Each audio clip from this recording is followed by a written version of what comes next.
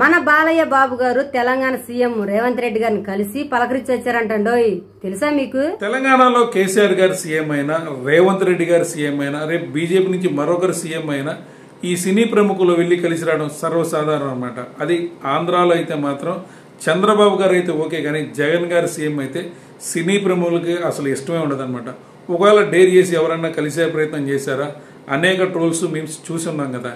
ఇలాంటి కర్మ ఇంకెన్నాళ్ళరా బాబాయ్ అని అంటున్నారు కొంతమంది ప్రజలు. 2024 ఎలక్షన్ గెలిచిన సీఎం ప్రమాణ స్వీకారం ఎక్కడా?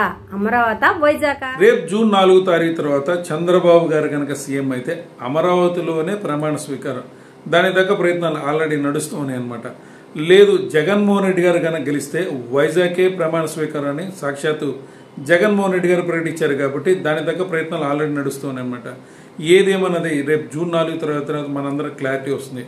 అమరావతి, వైజాగ్ అన్నది. పిన్నెల్లి గారిపై ఏదో కుట్ర జరుగుతుందని వైసీపీ చెబుతుందండో, ఇంతకది నిజమేనా? ఈవీఎం పలుకొని కేసులో పిన్నెల్లి గారికి జూన్ 6 వరకు ఊరట లభించిన విషయం మనందరికీ తెలిసిందే. కానీ మరో 2 కేసులు ఆయన పైన బనాయించే ప్రయత్నం చేయగా కోర్టులో ఈజీగా దొరికిపోయారు. ఈ ఎన్ని ప్రయత్నాలు చూసిన వైసీపీ శ్రేణులు పిన్నెల్లి గారిపై మరో ఏదో కుట్ర జరగబోతుందిరా బాబోయ్ అని ఆరోపిస్తున్నారండి. ఇంతకీ కుట్ర జరుగుతుందంటారా లేదంటారా?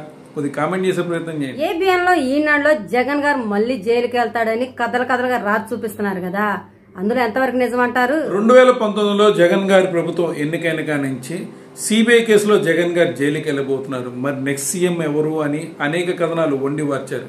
తెరవస్తే ఏం జరిగింది? ఆయన 5 సంవత్సరాల అధికారాన్ని పూర్తి చేసుకుని మరోసారి ఎలక్షన్లకు వచ్చారు.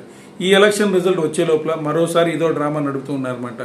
జూన్ 4 తారీఖున మరోసారి ఆయన జైలుకి వెళ్తారా లేదా అన్నది మనకి ఈజీగా అర్థమైపోయింది.